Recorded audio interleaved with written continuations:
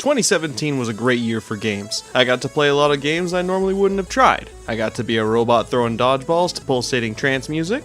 I got to be a farmer that manufactured only the highest grade meat. I got to play a board game that in no way was purely luck-based. Oh my god!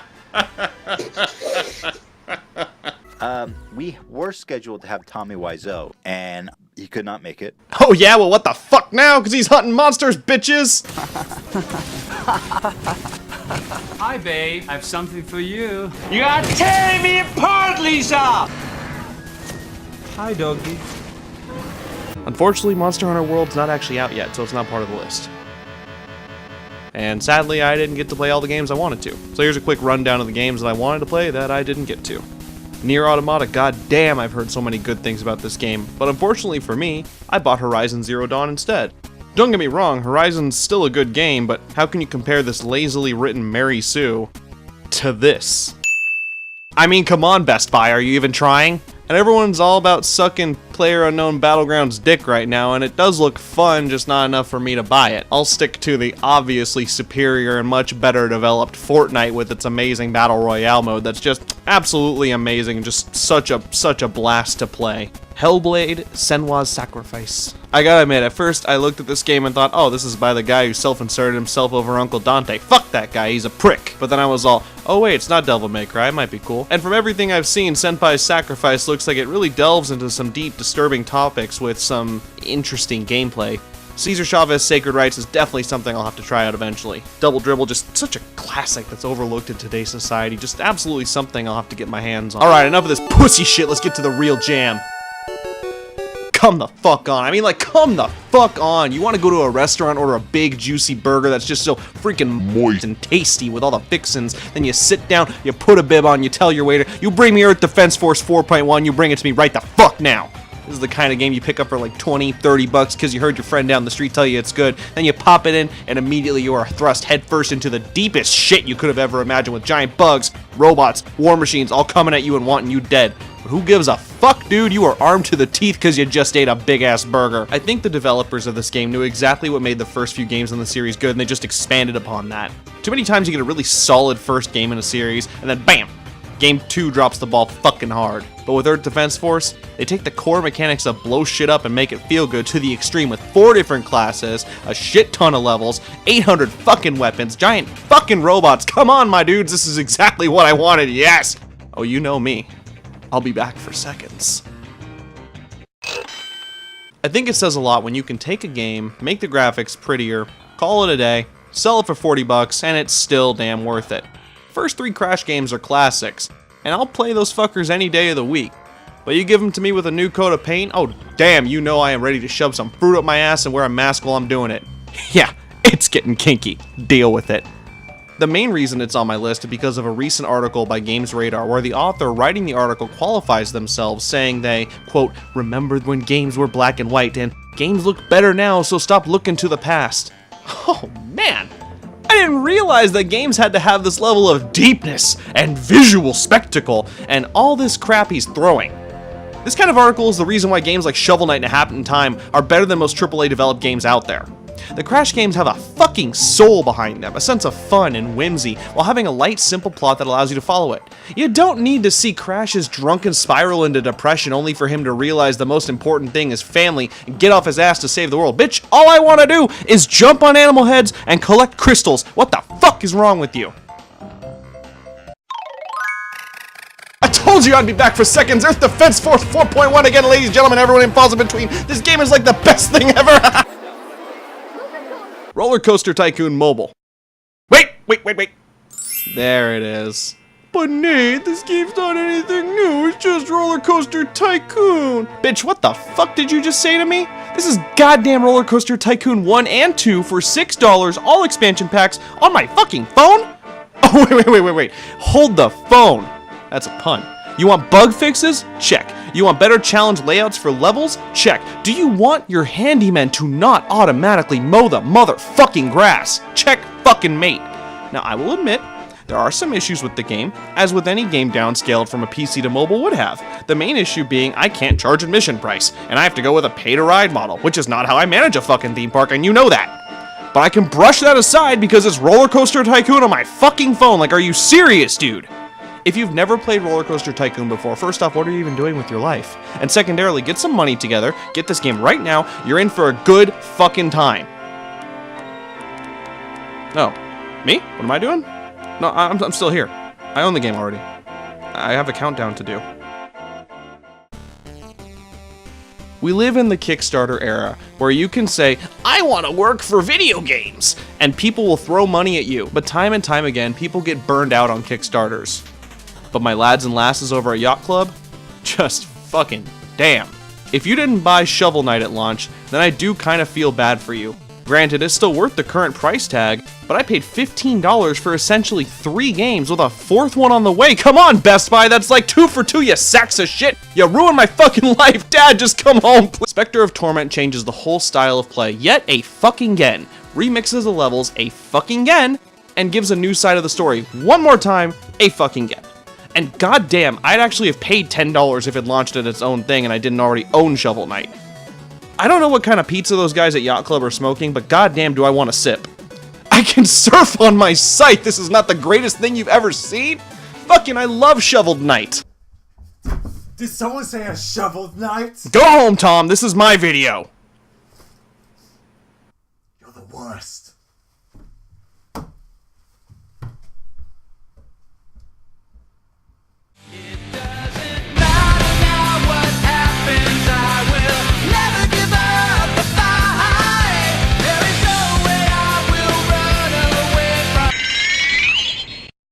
Remember when I said I love giant robots? Fucking robots. Because I fucking love giant robots. Miss you, Armored Core. Come home soon. But Titanfall 2 has giant robots. I could have cut it there, but damn, that would have been a disservice. I never got the chance to play Titanfall 1 on my own because I had a shitbox 360. But on a whim and a fancy, I bought Titanfall 2 at launch night for the Xbox One. And god damn, was I glad I did. Not only is the multiplayer a fucking blast to play with your buddies, but fuck, it even had a great campaign mode. In terms of gameplay, wall running is satisfying as fuck, the guns all feel great, getting into a Titan is immensely satisfying, but on top of all that, the game takes advantage of its own mechanics and gameplay and builds upon them as you go throughout the game. But Titanfall 2 never managed to feel boring with something new around every single corner. I can't go into too much detail, but the level of time travel, probably my favorite level of a game in a long time. Just damn.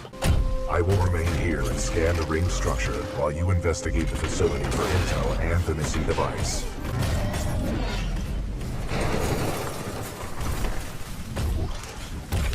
There's gotta be an easier way, BT. I will work on it. BT, you will always be my bro. I hope to see you in Titanfall 3.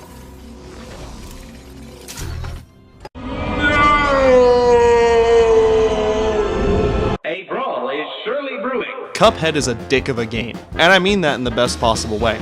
It's a nice, throbbing, meaty, ready for a loving dick of a game, but it's going in dry. This is getting too sexy, let me start over. Cuphead is gonna relentlessly fuck you. Fuck! Cuphead is gonna make you mad over and over again, but it is well worth your time and effort. Behind the veil of beautiful art direction and music is one of the most solid run-and-gun platformer / boss rushes I have ever had the joy of playing. My god, some of these bosses are gonna piss you off. Oh yes, they will. But the immense feeling of satisfaction you get when you beat them is so worth the pain.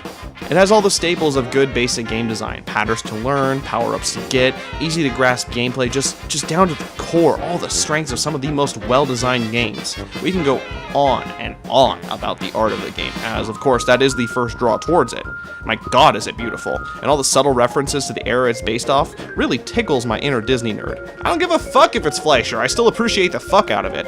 The developers of Cuphead say it's not the last time we'll see the duo, and frankly, I cannot wait until they return. Until then, son of a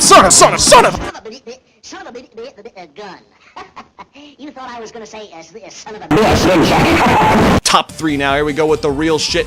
Sonic fucking Mania! I already reviewed this. Let's go. 3D platformers were considered a dying breed until a few years ago. The only company that was really even trying to make them was Nintendo with the Mario 3D series. Now, I liked 3D Land well enough. I never got a Wii U, so I don't really know much about 3D World, but there was always a part of me that yearned for a return to form from Nintendo. I needed an open world Mario game again. And Nintendo answered, and it was a glorious return to form. I think Donkey put it best. Mario Odyssey is not at all what I expected, but I loved it anyway. The game just oozes with that level of polish you can really only get from Nintendo. The booming orchestra takes you and guides you through your journey through worlds of imagination with so many little things to do and see that it really allows you to get lost in levels of joy that I myself haven't experienced since playing 64 and Sunshine, but to a whole new spectrum. Instead of making a big hub world to run around and explore, which I will be honest, I enjoyed almost the most out of Mario 64, they take you from level to level. But in each level, there are so many tiny experiences you can have along the way. You can take this guy and go flying. You can fling yourself up in walls, fall down, and get right back on. You can ride a moped off the top of a building into the sky like you're a goddamn fooly coolie. You can dress Mario up in silly outfits, some of which are throwbacks to his golden days. And I think Nintendo hit a nice balance here of throwbacks and not blatant resting on their laurels. It's not like when 3D Land came out and shoved the Tanuki suit in your face like, remember this? You like this, right? Buy this game. Again, I love 3D Land, but let's be honest, there are loving moments of, we never forgot where we came from. Most of which culminates in a moment in New Donk City that, for the sake of those who haven't played the game, I'm not going to show here because when it happened to me, it sparked that joy from my childhood yet again. I'd like to think that this is the new renaissance for Nintendo, and I think the final game on the list is going to show that my stance is affirmed.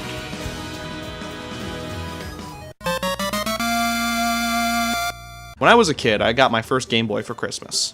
And with $25 from my grandpa, I bought The Legend of Zelda Link's Awakening, knowing full well about Ocarina of Time, the game that all my friends were playing on their N64s. I can't tell you how many fond memories I have playing that game. The sense of the world that I was in, the discovery, the charming characters, the music, everything about it was something I loved wholeheartedly. For the first time, it felt like I was in a world foreign to my own, and being able to search and find new things was an absolutely amazing feeling for me. The 2 Oracle games followed. I loved those games as well. Ocarina, Majora, Wind Waker, Twilight, Skyward Sword's first playthrough, Link Between Worlds, some of my favorite memories are in those games. But none of them ever really capture that same sense of wonder that I had while playing Link's Awakening. Not because it was so weird compared to most other Zeldas, but probably because it was my first. And then, Breath of the Wild. It started off slow for me. The feeling of walking out of that first cave into a bright new world, seeing the rolling mountains off in the distance and knowing, if I want, I can go there. Looking at Hyrule Castle and thinking, I probably shouldn't go there, but I can if I want. It caught me by surprise. I had seen so much material about it, hyped myself up so much for it, and even with all that, the first moment of playing the game still took me, sat me down, and said, here's a video game. Remember what fun is. Remember what being a child is like. Breath of the Wild being an achievement in gaming is almost an understatement. It's not perfect, no game is, but the combination of factors it brings to the table are something that I had never known I wanted, but once I had it in my hand, I knew I needed. By the end of the first 2 hours of the game, you're given almost every single tool you'll need to conquer 98% of the challenges that lay ahead of you. There's no artificial padding, there's no you can't beat a dungeon without this item, or you can't progress because you need this thingy thing. No, you fucking have a way to do it. Make it happen. Can't cross the river by swimming? Climb a mountain and glide over. Make a series of steps with the ice rune. Cut down a tree, use the stasis rune, hit it, and ride it like a goddamn surfboard. The game is full of moments like this that every time I think I've done everything I can do, I'm reminded, no, probably not. Breath of the Wild is such a momentous achievement in gaming. It's been talked to death at this point. I don't have much more to add to the discussion. But I love this game. Breath of the Wild is not only my game of the year, but it's more likely going to be my game of the decade.